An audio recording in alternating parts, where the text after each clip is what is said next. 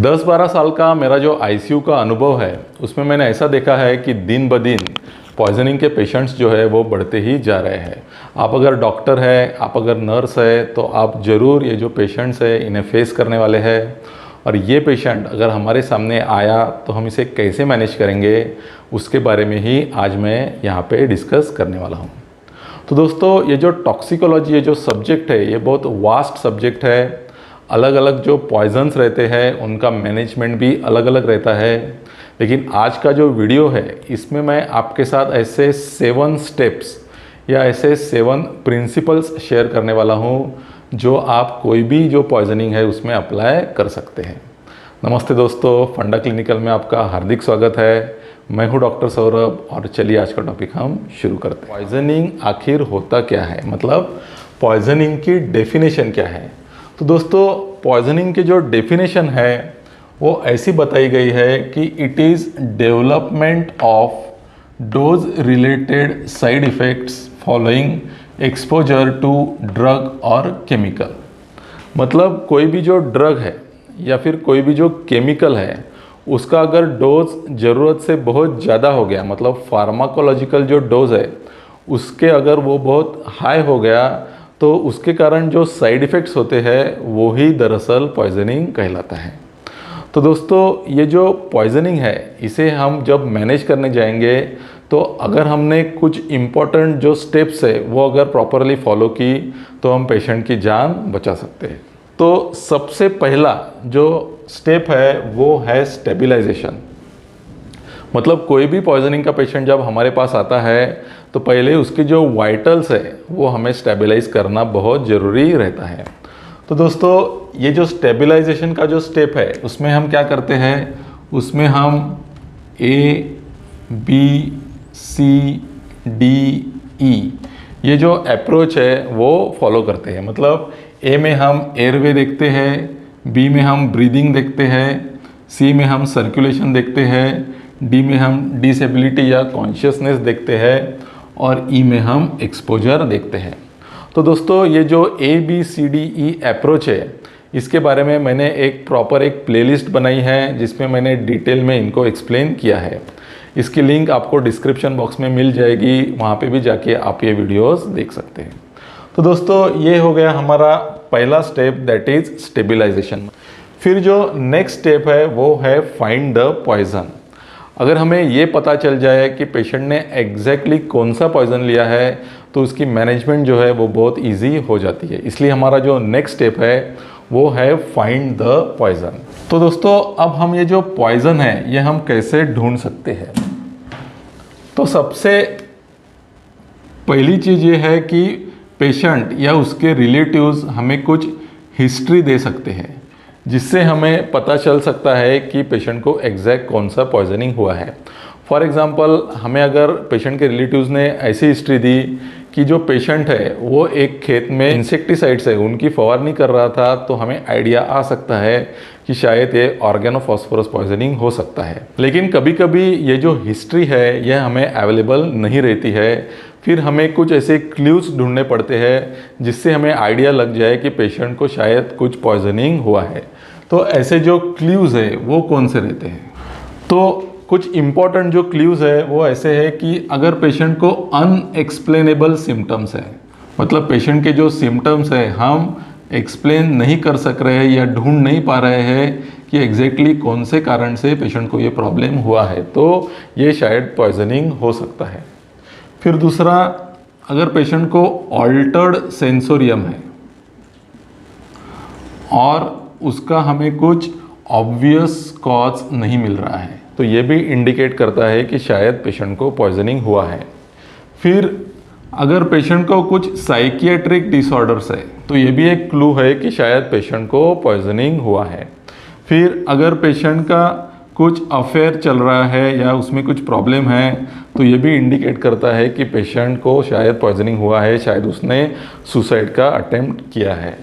या और अगर रिसेंटली कुछ एग्ज़ाम के अगर रिजल्ट्स लगे हैं और पेशेंट ने वो एग्ज़ाम दी है और उसमें वो फेल हो गया है, ये भी एक बहुत इंपॉर्टेंट हिस्ट्री रहती है कि शायद पेशेंट ने कुछ पॉइजन लिया है और सुसाइड का अटेम्प्ट किया है।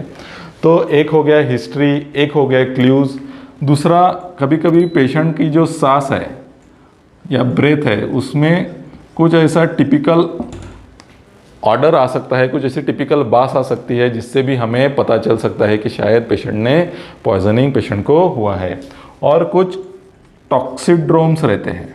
अब ये टॉक्सिड्रोम्स क्या रहते हैं कि ये एक ग्रुप रहते हैं साइंस के जो एक पर्टिकुलर ग्रुप ऑफ पॉइजनिंग को रिप्रेजेंट करते हैं। तो ये टॉक्सिड्रोम को भी हम पहचान के एक हमें आइडिया आ सकती है कि एग्जैक्टली पेशेंट ने कौन सा पॉइजनिंग हुआ है पेशेंट को। तो ये हो गई हमारी second step, that is find the poison. फिर अभी हमें पेशेंट ने कौन सा पॉइजन लिया है वो पता चल गया है। फिर हमारा जो तीसरा इम्पॉर्टेंट स्टेप है वो है प्रिवेंट द एब्सॉर्प्शन। पूरा का पूरा जो पॉइजन है वो अभी बॉडी में एब्सॉर्ब नहीं हुआ है और कुछ ऐसा पॉइजन का पार्ट है जो अभी भी एब्सॉर्ब होना बाकी है, और वो अगर हमने बाहर ही निकाल दिया और पेशेंट की बॉडी में वो अगर एब्सॉर्ब नहीं हुआ तो पेशेंट की जान उसमें बच सकती है। तो दोस्तों, अब जब भी पेशेंट को पॉइजनिंग होता है तो उसके जो रूट्स है वो क्या रहते हैं, वो रहते हैं कि आइदर पेशेंट ने इंजेस्ट किया है पॉइजन, मतलब पेशेंट ने मुंह से लिया है, ये मोस्ट कॉमन रूट रहता है, या फिर इंस्टिलेशन मतलब ये जो पॉइजन है वो स्किन, आईज या म्यूकस मेम्ब्रेन के थ्रू बॉडी में जाता है। फिर तीसरा जो रूट रहता है वो रहता है इन्हेलेशन, मतलब सांस के थ्रू पेशेंट को पॉइजनिंग हुआ है। इसमें एग्जांपल है कार्बन मोनोऑक्साइड पॉइजनिंग। और आखिरी जो रहता है वो रहता है इंजेक्शन।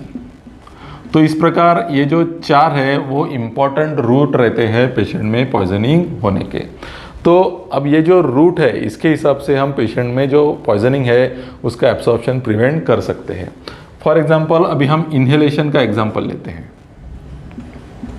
अगर पेशेंट ने कुछ पॉइजन इनहेल किया है तो इसमें हम एब्सॉर्प्शन कैसे प्रिवेंट करेंगे कि हम पेशेंट को फ्रेश एयर में लेके जाएंगे और साथ में हम पेशेंट को ऑक्सीजन भी दे सकते हैं।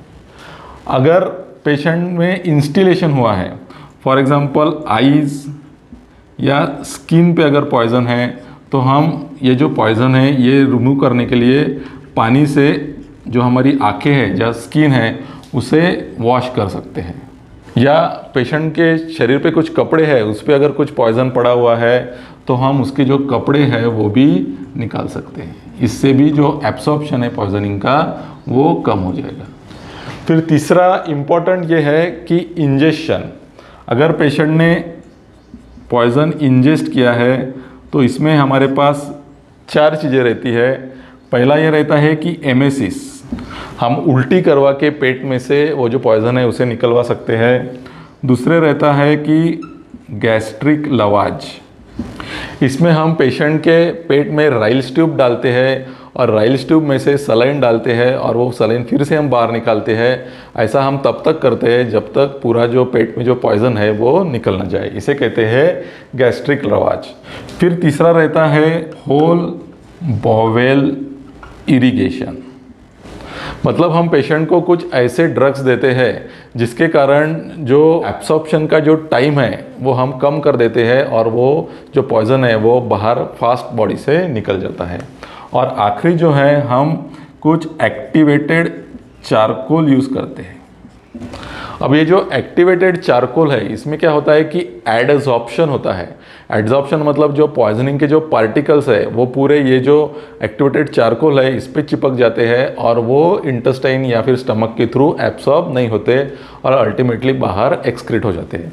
तो इस प्रकार जब पेशेंट कोई भी पॉइजन इंजेस्ट करता है तो उसका एब्सॉर्प्शन कम करने के लिए हमारे पास ये 4 स्टेप्स है। लेकिन दोस्तों, अब एमेसिस कब करना चाहिए या गैस्ट्रिक लवाज कब करना चाहिए या कब नहीं करना चाहिए, इसके भी कुछ क्राइटेरियाज है और कोई कोई पॉइजनिंग में ये कॉन्ट्राइंडिकेटेड है। तो दोस्तों, एमेसिस और गैस्ट्रिक लवाज इसके बारे में मैं आगे एक डिटेल वीडियो बनाऊंगा, वहाँ पे मैं आपको ये जो प्रोसीजर्स है वो कैसे करते हैं उसके बारे में बताने वाला हूँ। तो दोस्तों, ये हो गया हमारा third step, that is prevention of absorption. अब आते हैं हमारे चौथी स्टेप पे, that is increase the elimination. मतलब जो पॉइजन है जो बॉडी में एब्सॉर्ब हो गया है, अब ऐसी कुछ स्टेप्स है जो यूज़ करके हम जल्दी से उसे एलिमिनेट कर सकते हैं। तो उसमें क्या है, उसमें है फोर्स्ड डायूरेसिस। इसमें हम क्या करते हैं कि पेशेंट को डायूरेटिक ड्रग जैसे फ्यूरोसमाइड देते हैं और उसके कारण क्या है कि पेशेंट का जो यूरिन आउटपुट है वो बढ़ जाता है और अल्टीमेटली जो ड्रग है वो यूरिन के थ्रू एक्सक्रीट हो जाता है। दूसरा ये है कि जो यूरिन है उसका जो पीएच है वो भी हम ऑल्टर कर सकते हैं। कुछ जो एसिडिक ड्रग्स है वो अगर हमने यूरिन को अगर अल्कलाइन किया तो उसमें वो जो एसिडिक ड्रग्स है वो अच्छे से एक्सक्रीट हो जाते हैं। और उसमें एक तीसरा भी स्टेप है और वो है कि हीमोडायलिसिस। कुछ ऐसे ड्रग्स रहते हैं जो हम फोर्स डायलिसिस से नहीं निकाल सकते, लेकिन हीमोडायलिसिस के थ्रू वो ड्रग्स हम आसानी से निकाल सकते हैं। तो ऐसे जो ड्रग्स है उसमें हम हीमोडायलिसिस यूज़ करते हैं। तो ये हो गया हमारा चौथा step, that is increase elimination. फिर है हमारा पांचवा step, that is use of antidotes. ऐसे कुछ ड्रग्स रहते हैं जो पॉइजनिंग की जो फार्मेकोलॉजिकल एक्शन है उसके अपोजिट काम करते हैं, और ये जो ड्रग्स है ये एंटीडोट कहलाते हैं और इसका यूज़ करके भी हम पेशेंट में पॉइजनिंग की जो सिम्टम्स है या सीरियसनेस है उसे कम कर सकते हैं। फॉर एग्जांपल पेशेंट को अगर ओपियोइड पॉइजनिंग हुआ है तो हम नैलैक्सोन, ये जो एंटीडोट है, इसे यूज़ कर सकते हैं। अगर पेशेंट को बेंजोडाइज़ेपिन पॉइजनिंग हुआ है तो हम फ्लूमाजेनिल ये एंटीडोट करके यूज़ कर सकते हैं। ऐसे बहुत सारे एंटीडोट्स रहते हैं, वो पॉइजनिंग के हिसाब से हम उसे यूज़ कर सकते हैं। तो दोस्तों ये हो गया हमारा पांचवा step, that is use of antidotes. है हमारा sixth step, that is prevention of री एक्सपोजर। मतलब पेशेंट अभी पॉइजनिंग से इम्प्रूव हो गया है लेकिन उसे पॉइजनिंग फिर से हो सकता है, तो ये जो री एक्सपोजर है इसे हमें प्रिवेंट करना बहुत ज़रूरी है। तो इसके क्या एग्जांपल्स रहते हैं कि फॉर एग्जांपल अगर पेशेंट को कुछ साइकेट्रिक प्रॉब्लम है तो पेशेंट फिर से सुसाइड का अटेम्प्ट कर सकता है वही पॉइजनिंग लेके। इसलिए हमें ऐसी कंडीशन में प्रॉपर काउंसलिंग करना बहुत ज़रूरी है। री एक्सपोजर प्रिवेंट करने का और क्या एग्जांपल हो सकता है, अगर पेशेंट का कुछ जॉब ऐसा है जिसके थ्रू काम करते वक्त अगर वहाँ पे कुछ ऐसी एनवायरमेंटल कंडीशंस है जिसमें पेशेंट को अगर पॉइजनिंग हुआ है तो हम उसे चेंज ऑफ जॉब, मतलब उसे ये हम एडवाइस दे सकते हैं कि आप जॉब चेंज करिए या वही जॉब में ऐसी जगह काम करें जहाँ पे फिर से री एक्सपोजर नहीं होगा। तीसरा ये है कि हमारे घर में जो बच्चे हैं वो इजीली कोई भी जो मेडिसिन्स है उनके हाथ लग सकती है, इसलिए ये जो हमारे घर में जो बड़े लोगों की जो मेडिसिन्स है जो छोटे बच्चे हैं उनसे दूर रखनी है। तो ऐसे ये कुछ एग्जाम्पल्स है जिसमें हम पॉइजनिंग का जो री एक्सपोजर है वो प्रिवेंट कर सकते हैं। और फिर है हमारी आखिरी step, that is medico legal formalities. तो दोस्तों जब भी पॉइजनिंग का पेशेंट हमारे सामने आता है तो उसका क्लिनिकल मैनेजमेंट करने के सिवाय कुछ मेडिको लीगल फॉर्मेलिटीज़ फॉलो करना ये भी हमारी ही जवाबदारी रहती है। पॉइजनिंग का पेशेंट जब हमारे पास आता है तो उसका पुलिस इन्फॉर्म करना बहुत ज़रूरी रहता है, उसका प्रॉपर डॉक्यूमेंटेशन करना बहुत ज़रूरी रहता है। पेशेंट के रिलेटिव्स जो भी लेके आते हैं पॉइजनिंग का मटेरियल उसको प्रिजर्व करना बहुत ज़रूरी रहता है। तो दोस्तों ऐसी कुछ मेडिको लीगल फॉर्मेलिटीज़ रहती है, कुछ ऑब्लिगेशंस रहते हैं जो भी हमें फॉलो करना बहुत ज़रूरी रहता है ताकि आगे हम कोई मेडिको लीगल केस में ना फंसे। तो दोस्तों इस प्रकार कोई भी पॉइजनिंग का पेशेंट अगर हमारे सामने आता है तो उसे हम कैसे मैनेज करेंगे, उसके ये जो 7 इम्पॉर्टेंट स्टेप्स है या प्रिंसिपल्स है वो मैंने आपको आज बताए। तो दोस्तों मैं आशा करता हूँ कि आज का वीडियो देखने के बाद आप कोई भी जो पॉइजनिंग का पेशेंट है उसे अच्छे से मैनेज कर पाएंगे। आज का जो वीडियो है ये आपको अच्छा लगा, यूज़फुल लगा तो इसे ज़रूर लाइक कर दीजिए और आपके दोस्तों में भी इसे शेयर कीजिए ताकि उनको भी इसका फ़ायदा हो जाए। और दोस्तों आप ये चैनल पे पहली बार आए हैं, अभी तक आपने इसे सब्सक्राइब नहीं किया है तो इसे ज़रूर सब्सक्राइब कर लीजिए। तो दोस्तों अगले वीडियो में मिलते हैं कुछ नए टॉपिक के साथ, तब तक के लिए थैंक यू।